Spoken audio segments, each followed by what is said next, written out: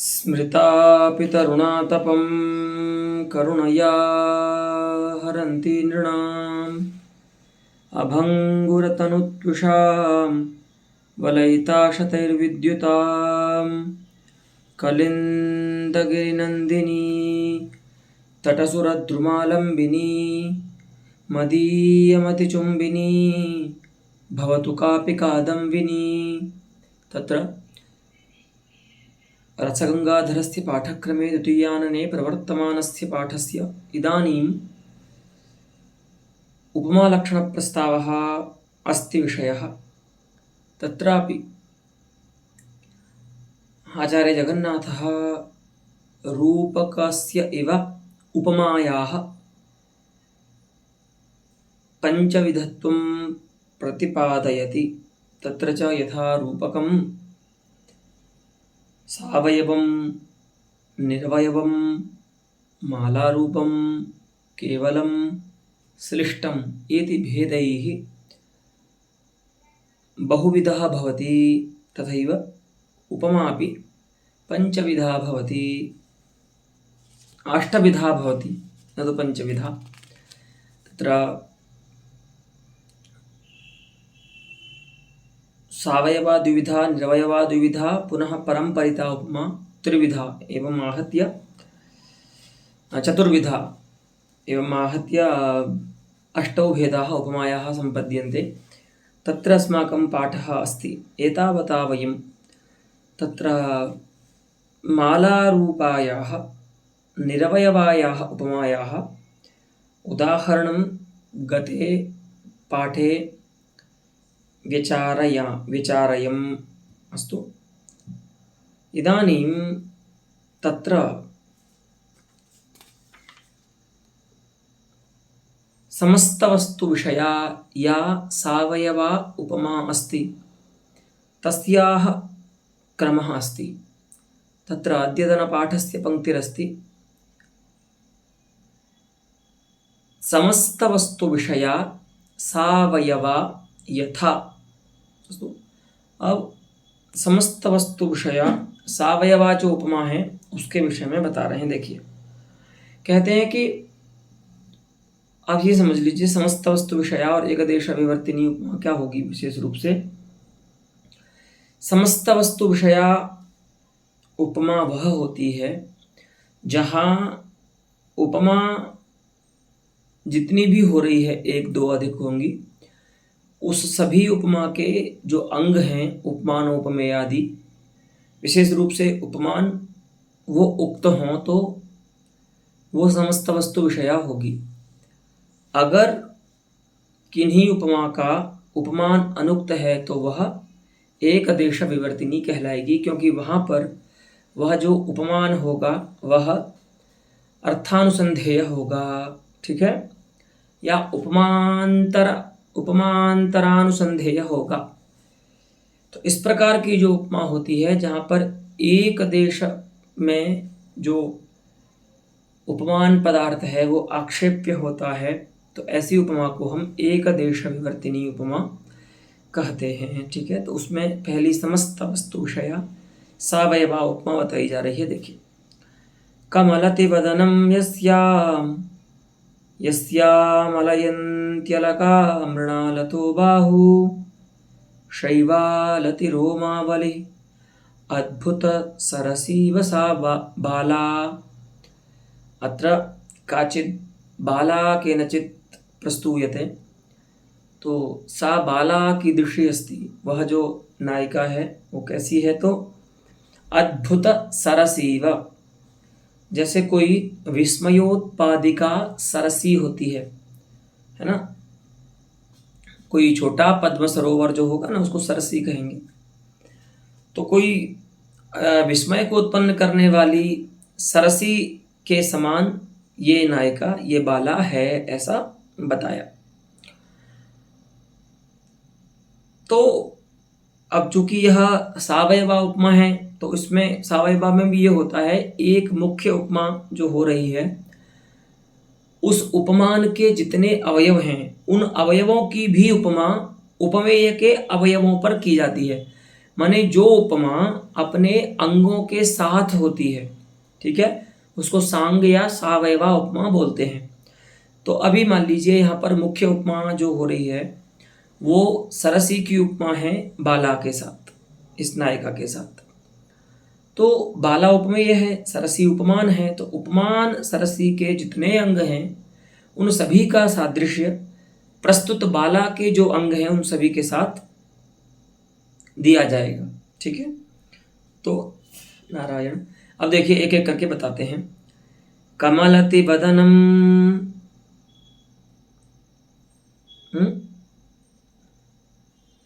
यस्याम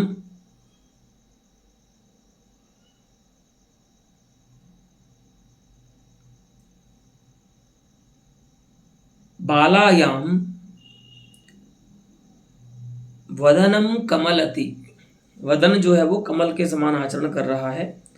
यहाँ पर आचार अर्थ में क्विप प्रत्यय है, ठीक है, जो पहले भी आप पढ़ चुके हैं। ठीक है, वदनम मृगांकति इत्यादि स्थल में। तो कमलति अर्थात कमलमेव आचरति, उस नायिका का जो वदन है वो कैसा है, मुख उसका कमल के समान आचरण कर रहा है। तो यस्याम वदनम कमलति, तो वदनोपमेयी का कमलोपमानी का ये पहली उपमा हो गई। क्योंकि सरसी में तो कमल भी होता है, तो नायिका रूपी सरसी में क्या कमल सदृश क्या है, तो उसका मुख है। यथा सरस्याम कमलम विकसति तथा अस्याम नायिक बालायाम मुखम अस्ति, अस्याह वदनम अस्ति, अस्तु कमल सदृशम। और वहाँ तो सरसी में जो कमल होते हैं उन पे भ्रमर मंडराते हैं, तो यहाँ क्या है, तो वही कहते हैं अलयन्ति अलकाः, अलकाः केश समूहाः अलयन्ति, अर्थात भ्रमर इव आचरन्ति, भ्रमरा इव आचरन्ति। तो इस नायिका के मुख रूपी मुख सदृश कमल पर कभी हम रूपी बोल दे तो उसका मतलब रूपक नहीं समझना है। अगर उपमा के स्थल में हम ऐसे बोल रहे हैं हिंदी में तो उसको सदृश ही समझना, उसको अभेद नहीं मानना है, रूपक नहीं मानना है। ठीक है, तो जिस नायिका के मुख में कमल सदृश मुख में क्या है, केस समूह रूपी भ्रमर मंडरा रहे हैं। ठीक है, तो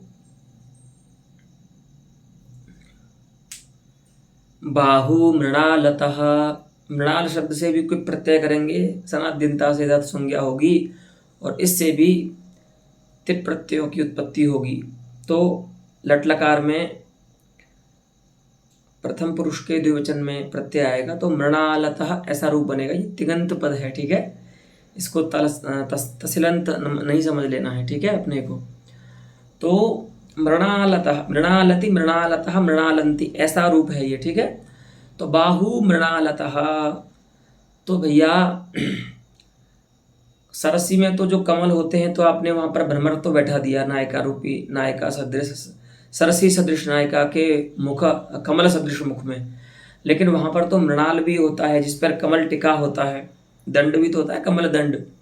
तो वो मृणाल क्या है, क्योंकि उसमें तो आयतत्व धर्म होता है ना, बड़े बड़े होते हैं मृणाल, फैले होते हैं जो पत्ते होते हैं, तो जिस पर रखा रहता है कमल, तो वो यहाँ पर क्या है, तो कह रहे हैं कि बाहु मृणालतः, अस्याः द्वौ बाहु मृणालतः, मृणाले इव आचरतः या मृणालमिव आचरतः, मृणाल के समान आचरण कर रहे हैं इसके बाहु, तो ये भी उपमा है। और सरसी में तो शैवाल भी होता है। तो यहाँ अगर आप सरसी से उपमा दे रहे हैं नायिका की, तो इसमें शैवाल क्या है, तो कह रहे हैं रोमावली शैवालति, रोम पंक्ति ही यास्ति सा शैवालति शैवालमिव आचरति, इसकी जो रोमावली है वो शैवाल के समान आचरण कर रही है। इसीलिए यम बाला सा बाला सरसीव अद्भुत सरसीव अस्ति, वो जो नायिका है वह अद्भुत सरसी के समान है। तो यहाँ पर देखिए दो बातें समझने की हैं। एक तो जितनी भी उपमाएं हैं, चाहे वो अंगी की उपमा हो, चाहे वो अंग की उपमा हो, सभी उपमाएं शब्दोपात्त हैं। माने उपमाओं के जो उपमान या उपमेय पदार्थ हैं वे सभी शब्दोपात्त हैं। तो इसीलिए सर्वासाम उपमानां शब्दोपात्तत्वात् इयं समस्त वस्तु विषया अस्ति इति निश्चेतव्यम्। ततश्च सरस्याः बालायां यत् सादृश्यमानीयते तत् साङ्गमानीयते, अर्थात अंगैः सहितं सरस्याः यानि अंगानि सन्ति तेषाम् अंगानां सादृश्यं बालायाः अंगेष्वपि आनीयते। अतः इयं समस्तवस्तु विषया या उपमा अस्ति सा सावयवापि अस्ति इत्थमत्र निश्चेतव्यम्। यथा वा पुनः अस्याः एव उपमायाः अर्थात समस्तवस्तु विषयायाः सावयवायाश्च उपमायाः उदाहरणान्तरं दर्शयत्याचार्यः। ज्योत्स्नाभमञ्जुहसिता सकलकलाकान्तकान्तवदनश्रीः राकेवरम्यरूपा राघवरमणी विराजते नितराम्। अत्र सीतायाः उपमा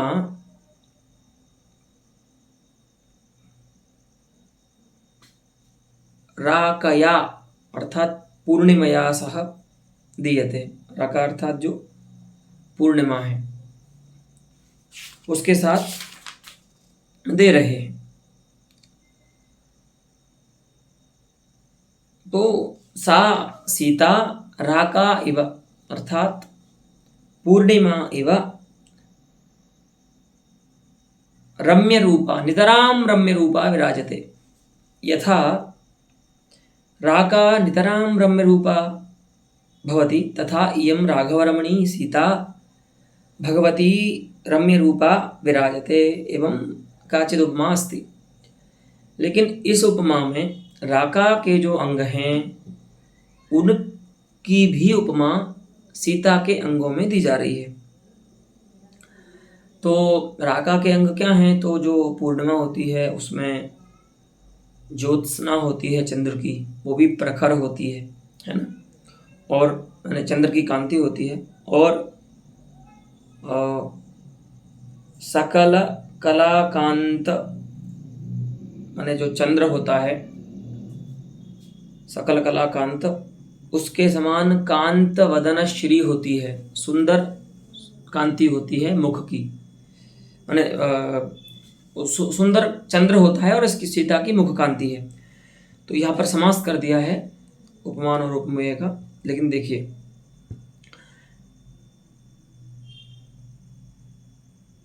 ज्योत्स्ना इव आभा यस्याह सा ज्योत्स्नाभा च असौ सीता मंजुहसिता ज्योत्स्नाभ मंजुहसिता सीता मंजुहसितं यस्याह सा मंजुहसिता ज्योत्स्नाभा मंजुहसिता ज्योत्स्नाभ मंजुहसिता, ऐसा करके समास करेंगे। तो ज्योत्सना के समान सुंदर स्मित है जिसका, है ना, माने जिस प्रकार से चंद्र की ज्योत्सना प्रसरित होती है उसी प्रकार से सीता का मंजुहास है, वो भी उसी प्रकार से प्रसरित होता है रमणीयतया। और सकल कला कांत, जो माने सकल कला संपूर्ण जो चंद्र है, कांत माने उनका जो चंद्र है सुंदर, उसके समान जो है कांत वदन इस सीता का, उसकी श्री है। ठीक है, तो कांत है वदन श्री जिसकी, कांतत्व कान वह श्री में करेंगे, है ना। तो कांता वदनस्य श्रीः यस्याः सा कांत वदन श्रीः इयम्। तो अब यहाँ पर समझना ये है कि राका के जो दो अंग हैं, एक ज्योत्सना एक चंद्र, उन दोनों का आरोप सीता के मंजूहास पर और मुख पर उनका सादृश्य लिया गया है। यानी उन दोनों की उपमा, सीता के मंजूहास की उपमा ज्योत्सना से दी गई है और सीता के मुख की उपमा जो है वो चंद्र से दी गई है। तो इस प्रकार से पूर्णिमा के जो अंग हैं ज्योत्सना और चंद्र, उनकी भी उपमा सीता के अंग मंजूहास और वदन से दी गई है। इसीलिए यह जो उपमा है सीता की पूर्णिमा से, वह सावयवा है, पहले तो ये समझ लीजिए। और इस उपमा में भी 3 उपमाएं हैं, तो कोई भी उपमान जो है वो अनुपात नहीं है, शब्देन सभी अभिहित हैं यहाँ पर उपमान, इसीलिए यह उपमा समस्त वस्तु विषया है। अस्तु, तो अत्र सर्वेषाम् उपमानानां शब्दैः एव अभिधानात् इयं समस्त वस्तु विषया। तो ये बता दिया कि समस्त वस्तु विषयता क्या होती है उपमा की। तो सभी उपमानों का शब्देन उपात्त होना, शब्द से कहा जाना, यही उपमा की समस्त वस्तु विषयता है। और अंगोपमाभिः निष्पाद्यमानत्वात् च सांगा।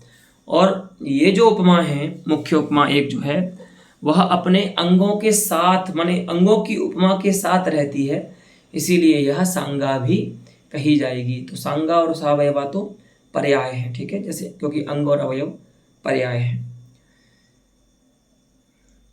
एक देश विवर्तिनी सावयवा यथा, अयं चतुर्थः प्रभेदः अस्ति उपमायाः। एकदेश विवर्तिनी सावयवा यथा, तो एकदेश विवर्तित्वं नाम किम् उपमायाः? एकदेश विवर्तित्वं नाम यत्र यावत्यः उपमाः सन्ति तासु कस्याश्चित् उपमानम् अनुपात्तं सत् अर्थानुसन्धेयं भवति, तत्र एकदेश विवर्तिनी सा उपमा उच्यते। अस्तु, पश्यन्तु, मकरप्रतिमैर्महाभटैः कविभिरत्नसमैः समन्वितः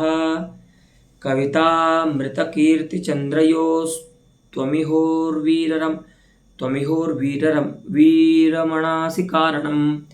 हे उर्वीरमण, अत्र इदं सम्बोधनपदमस्ति।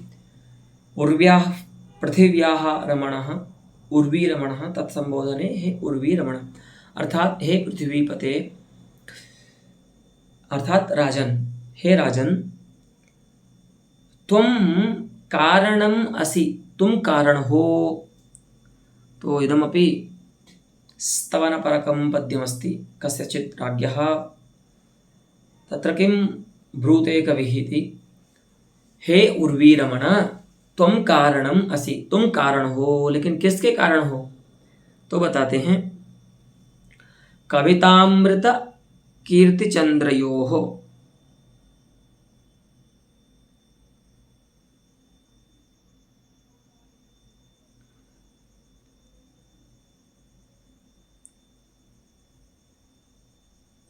कवितामृतस्य कीर्तिचंद्रस्य च त्वं कारणम असि, ठीक है।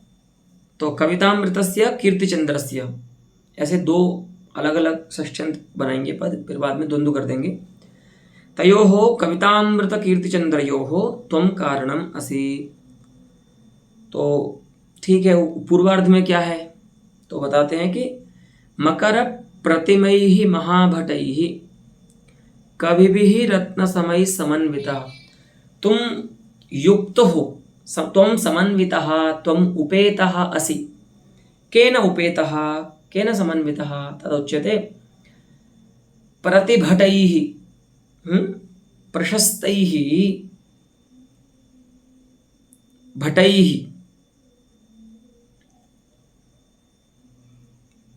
कीदृशाः प्रतिभटाः सन्ति? तो मकरप्रतिमैः,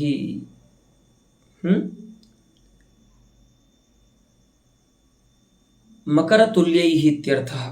तो जैसे मगर होते हैं ना, इस प्रकार के भयंकर एकदम इसके पास योद्धा हैं, ठीक है।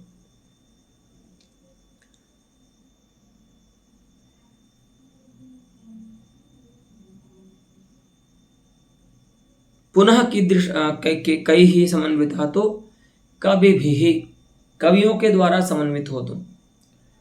योद्धा हैं और कवि हैं, तो योद्धा तो कैसे हैं, मगरों के समान हैं, जो पानी में मगर रहता है मगर उसके समान।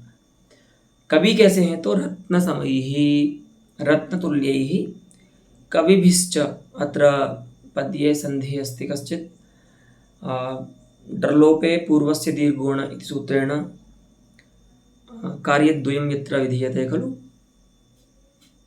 तो तेनैव सूत्रेण अत्र कविभिः इति संधिकार्येण इदं रूपम् एतादृशं निष्पन्नं भवति। तो इत्थं मकरतुल्यैः युयुत्सुभिः रत्नतुल्यैश्च कविभिः उपेतस्त्वं कारणम् असि। कस्य कारणं, तु कवितामृतस्य पुनः कीर्तिचंद्रस्य। ठीक है,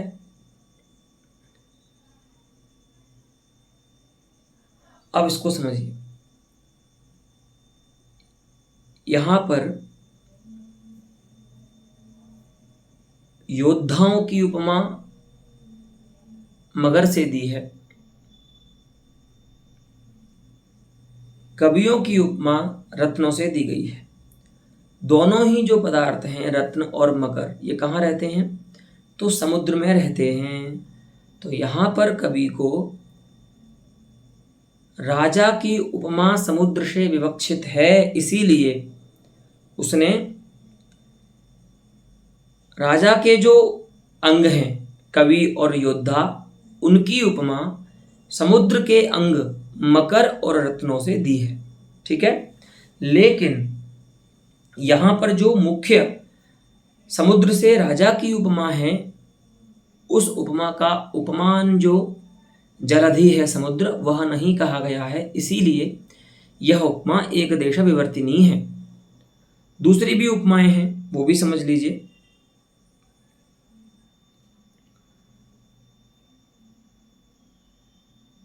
तो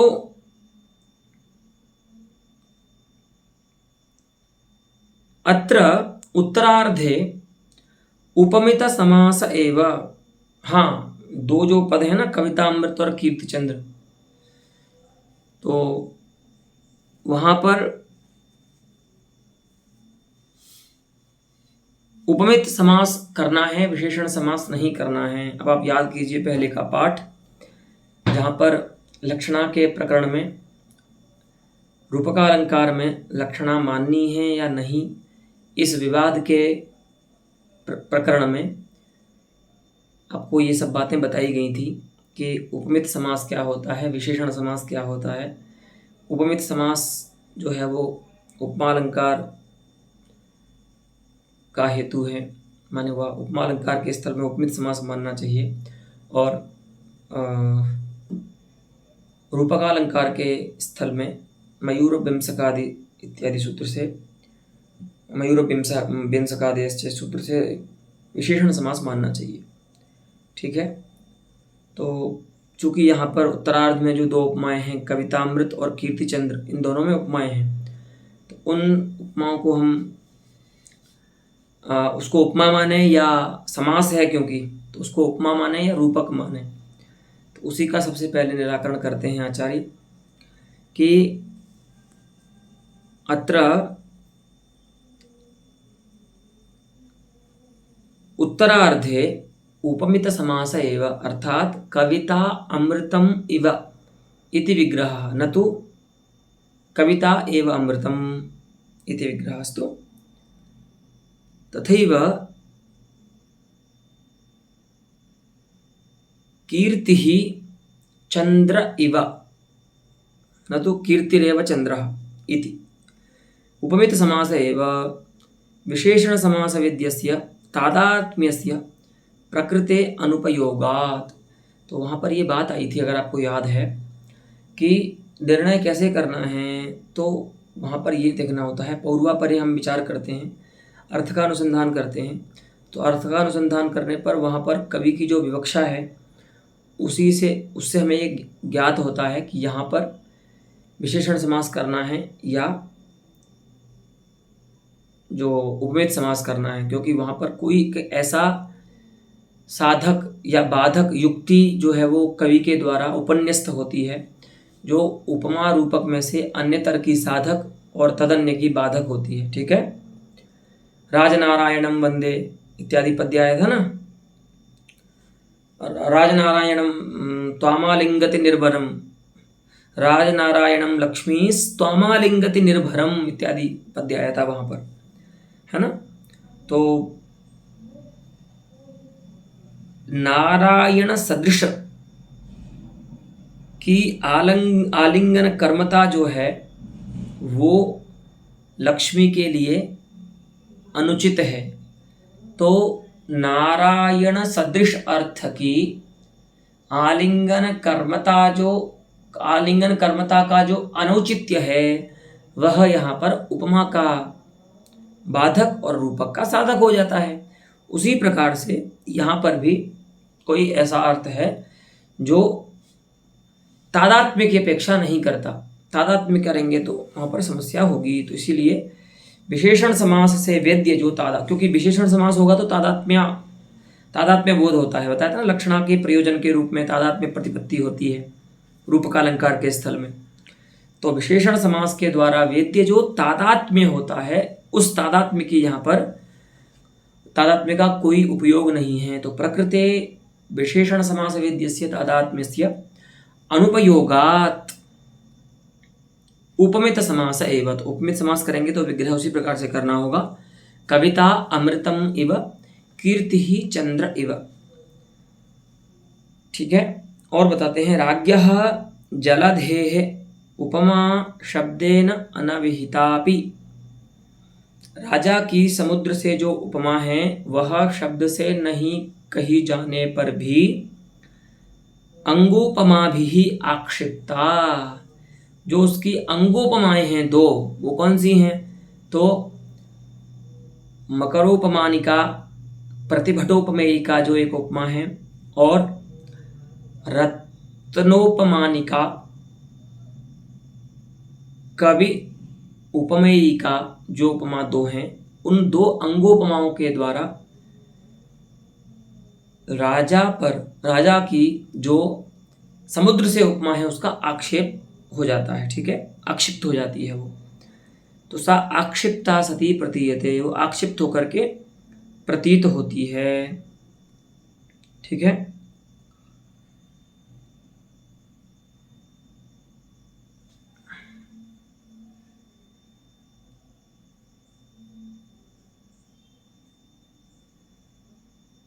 इति एक देश विवर्तनात् एक देश विवर्तिनी। हाँ, एक देश में ही इसका जो है विवर्तन हो रहा है, अर्थात अंश विशेष में ही शब्द से ये कही जा रही है।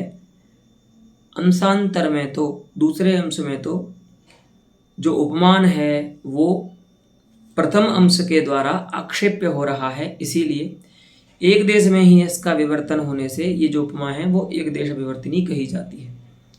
अब यहाँ पर थोड़ा ये समझ लीजिए, ये तो समझ में, ये बताना जो था एक देश विवर्तिनी सावयवा उपमा, ये तो समझ में आ ही गया। क्योंकि जो अंगी उपमा है, प्रधान जो उपमा है, उस उपमा का जो उपमान है समुद्र जलधि सह अत्र अनभिहितः अस्ति, शब्द से उसको नहीं कहा गया है, तो एक देश विवर्तिनी हो गई और अंगों के साथ उस उपमा को यहाँ पर विवक्षा की गई है, इसीलिए सावयवा भी है। लेकिन राजा को कारण क्यों कह रहे हैं, यानी अमृत का और चंद्र का? तो देखिए, समुद्र जो होता है ना,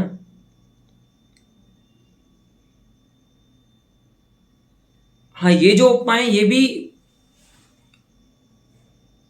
कारण है ना। देखिए कैसे, माने आक्षेप कराने में ये भी हेतु है।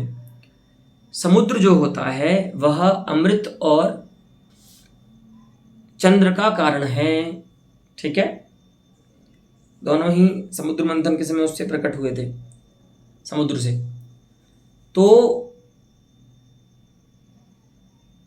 ये राजा भी क्या है, कविता का कारण है, कविता रूपी अमृत का कारण है, अमृत सदृश कविता का कारण है।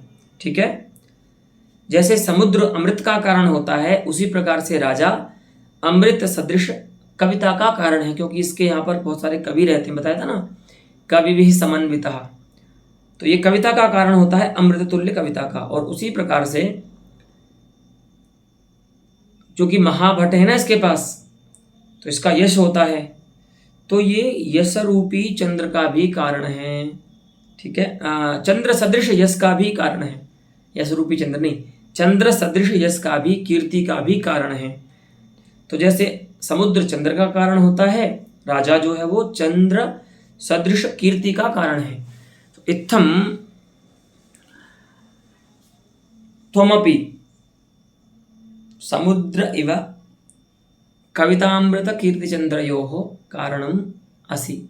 ठीक है, इस प्रकार से ये एक देश विवर्तिनी सावयवा उपमा यहां पर बताई है। केवल श्लिष्ट परंपरिता यथा, हाँ देखिए, केवल उपमा तो आपको बता ही दिया था कि जहां पर केवल माने दूसरे उपमान की अपेक्षा जहां पर नहीं होती है ना, और उपमा की अपेक्षा जहां पर नहीं होती उसको केवल उपमा बोलते हैं, और जहां पर दूसरे उपमान की अपेक्षा नहीं होती उसको नहीं, जहां पर दूसरे उपमान की अपेक्षा नहीं होती है वो होती है केवल उपमा, और जहां पर अनेक उपमान होते हैं उसको कहते हैं मालोपमा। ठीक है, तो जहां पर एक ही उपमान एक उपमेय के लिए रहता है उसको केवल उपमा कहते हैं। अब परंपरिता उपमा क्या होती है उसको समझ लीजिए। परंपरित रूपक के जब आपने पढ़ा होगा तो आपने ये सुना होगा काव्य प्रकाश में, पिछले पाठ जो था, जहां पर कोई आरोप एक दूसरे आरोप का कारण बनता है ना, तो ऐसे रूपक को हम परंपरित रूपक कहते हैं। उसी प्रकार से कोई उपमा अन्य उपमा की उपाय बनती है ना, अपरा उपमा कयाचित उपमया उपेया भवति तदा तत्र परंपरिता उपमा सा उच्यते। अस्तु, माने जहाँ दो उपमाओं में कार्य कारण भाव होता है वहाँ पर वह उपमा परंपरिता उपमा कही जाती है।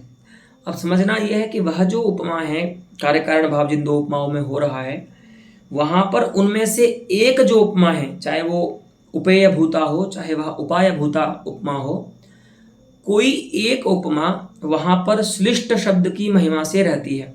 अस्तु, उपेय भूतायाम उपाय भूतायाम वा उपमायाम अन्यतरा तत्र श्लिष्ट शब्द महिम्ना तिष्ठति।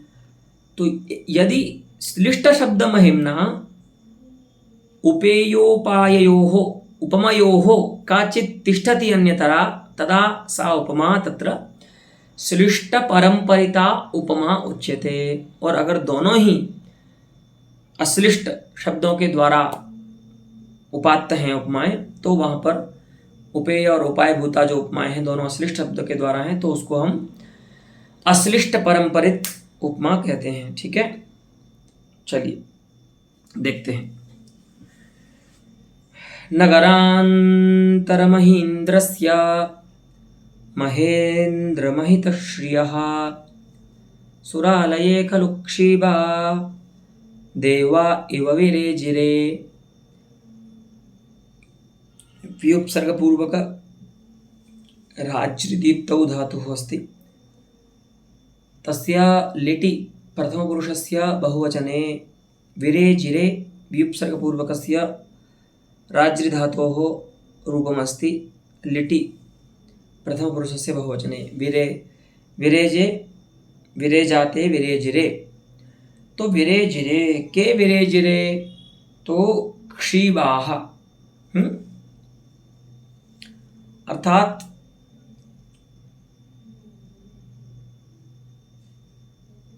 मत्ताः जनाः पीतमदिराः, है ना, जिन्होंने नशा किया हुआ है, ऐसे व्यक्ति को क्षीब कहते हैं संस्कृत में। ठीक है, ड्रंक, इंग्लिश में बोलते हैं ड्रंक। तो शिवाः देवा इव विरेजिरे, जो उन्मत्त मत्त लोग थे वो देवताओं के समान वहां पर शोभित हुए, है ना। किसकी सभा में, तो बता रहे हैं महे नगरांतर महींद्रस्य, महींद्रस्य नगरांतः सुरालये।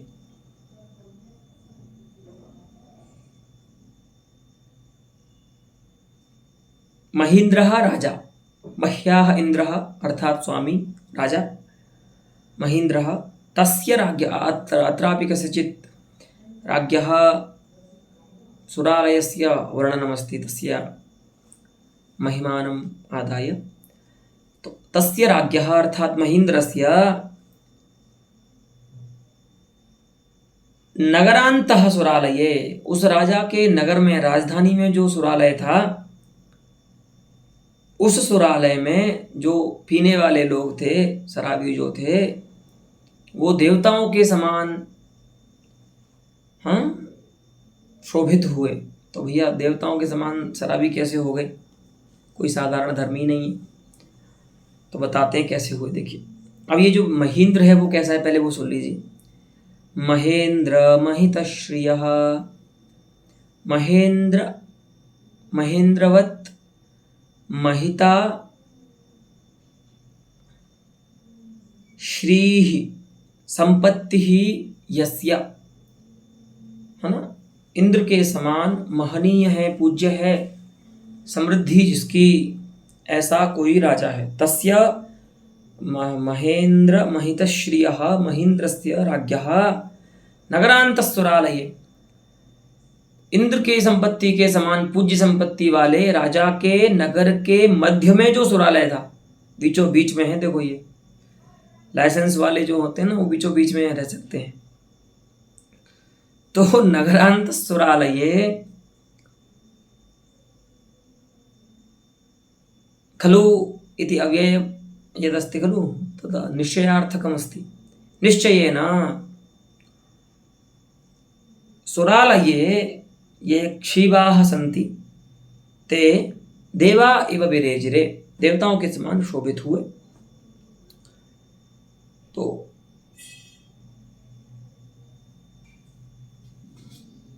श्लेषोपस्थापितेन सुमेरुणा मदिरागारस्य उपमा क्षीवानां देवोपमायाः उपायः। देखिए, सुरालय शब्द जो है उसमें समस्त पद में जो सुर शब्द है ना, हाँ, सुरालय शब्द पूरा ही क्या है, श्लिष्ट है। सुरायाः आलयः अर्थात मदिरालयः, सुरा शब्द श्लिष्ट है यहाँ पर। तो उसका एक अर्थ हो गया मदिरालय, और एक अर्थ होता है सुर शब्द का देवता। तो सुराणाम अर्थात देवानाम, आलयः अर्थात वासस्थानम। एवं सुरालयः मेरुपर्वतो भवति यतोहि देवाः मेरुपर्वते विलसन्ति इति अस्ति पौराणिकी प्रसिद्धि काचित्। अस्तु, तो सुरालय शब्द के दो अर्थ हो जाएंगे, एक तो मेरु पर्वत श्लेष से, और एक हो जाएगा मदिरालय। लेकिन एक शब्द में यदि दो, एक शब्द से यदि दो असंबद्धार्थ अर्थों का ज्ञान होता है तो वह उस शब्द का प्रामाण्य नहीं रहता, माने बाधित हो जाता है, ऐसा ज्ञान नहीं होता। माने ऐसे शब्द का जो ज्ञान है वो उसमें प्रामाण्य समाप्त हो जाता है। ठीक है, असंबद्धार्थवाचकत्व दोष आ जाता है उस शब्द में। तो इसीलिए इन दोनों अर्थों को इनको संबद्ध करना पड़ेगा। तो संबद्ध कैसे करेंगे, तो इसमें उपमानोपमेय भाव मान लेंगे, इनकी एक उपमा मान लेंगे कि सुमेरुः सुरालयः नाम मदिरालयः सुमेरु इव पर्वत इव, मेरु पर्वत इव, जो सुरालय है वो कैसा है, मेरु पर्वत के समान है। ठीक है, तो क्या हो गया यहाँ पर, मेरु पर्वत से तुमने क्या कर दी, सुरालय की उपमा दी पहले। ठीक है, लेकिन यहाँ पर ये जो दोनों अर्थ हैं वो श्लेष के द्वारा उपस्थापित हैं, इसीलिए ये जो पहली उपमा है मेरु पर्वत से सुरालय मदिरालय की, वह श्लेष की महिमा से आ रही है, इसीलिए ये उपमा श्लिष्ट हो जाएगी। समझ लीजिए, पहले पूरी जो उपमा है वो श्लिष्ट होगी। अब ये समझिए कि मेरु पर्वत से जो मदिरालय की उपमा दी जा रही है वह उपाय है, कारण है। किसकी, तो देवताओं से जो इन शराबियों की उपमा दी जा रही है, मत्तों की जो उपमा दी जा रही है उस उपमा की, यानी कि नारायण, यानी देवोपमानिकायाः क्षीवोपमेयिकायाश्च उपमायाः कारणम् अस्ति मेरुपर्वतेन या मदिरालयस्य उपमा अस्ति। अर्थात नाम क्षीवानां देवैः या उपमा अस्ति सा उपेया अस्ति। इयं मेरुपर्वतेन मदिरालयस्य या उपमा अस्ति सा तो उपायभूता अस्ति। ठीक है, इस प्रकार से यहाँ पर कार्यकारण भाव है। तो दो उपमाएं परस्पर कार्य और कारण बन रही हैं, उनमें कार्य कारण भाव है, तो इसीलिए ये परम्परिता उपमा भी हो जाएगी। तो श्लिष्ट परम्परिता उपमा ये इस प्रकार से हो जाती है। और यहाँ पर एक ही उपमान कहा गया है, इसीलिए यह जो है वो केवल श्लिष्ट परम्परितोपमा है। तो सिर्फ परम्परितत्व जानने के लिए आपको ये देखना है कि अत्र द्वयोः उपमयोः उपेय भावः अवश्यं भवेत्, कार्यकारण भावः अवश्यं भवेत्। पुनः श्लिष्टत्वं कथमस्ति इति ज्ञातुं तयोः ययोः कार्यकारणभावः अस्ति तयोः उपमयोः अन्यतरा श्लेषमहिम्ना उपतिष्ठेत्। अन्यतरा उपमा श्लेषालङ्कारस्य महिम्ना उपतिष्ठेत्, तेन तस्याः श्लिष्टत्वं निश्चेतव्यं भवति। पुनः यदि उभयत्र उपमायाम् उपेयभूतायाम् उपायभूतायां वा यदि तस्य उपमेयस्य एकमेव उपमानम् उपात्तमस्ति तदा तस्याः उपमायाः केवलत्वमस्ति इति अत्र एते त्रयोऽपि अर्थाः अस्माभिः द्रष्टुं शक्यन्ते। यतः इदं पद्यं केवलश्लिष्टपरम्परितोपमायाः उदाहरणं सिद्ध्यति, तदेव अत्र अस्ति उपपत्तिः पण्डितराजस्य। पश्यामः, अत्र श्लेषोपस्थापितेन सुमेरुणा मदिरागारस्य उपमा क्षीबानां देवोपमायाः उपायः इति श्लिष्ट परम्परिता। ठीक है, दोनों बातें आ गई, श्लेष भी आ गया और कार्यकारण भाव भी आ गया। अन्योन्योपाय उपायतारूपस्यैव परम्परितत्वस्य इह परिभाषणात्। तो ये प्रश्न होगा ना पंडित राज से कि आपने सीधा उदाहरण देने लग गए, भैया परम्परितत्व तो बताइए क्या होता है। तो वो यहाँ पर बता रहे हैं कि दोनों उपमाओं में से यदि कोई दूसरे के प्रति उपाय बनती है, यानी दोनों में कार्य कारण भाव होता है, तो ऐसे उपमा को हम परम्परित कहते हैं। तो उपाय रूपता जो है वही क्या है, परम्परितत्व है उसका। तो यह माने अत्र अलंकार शास्त्रे विशिष्य अलंकार निरूपणे परम्परित शब्दस्य अयमर्थः। अस्तु, माला रूपता विरहाच्च केवला क्योंकि माला रूपता नहीं है इसकी, इसीलिए केवला है। तो माला रूपता नहीं है इसका मतलब क्या हुआ, एक उपमेय के अनेक उपमान नहीं है, इसीलिए यह जो उपमा है वो माला रूप उपमा केवला उपमा कहलाएगी। अस्तु,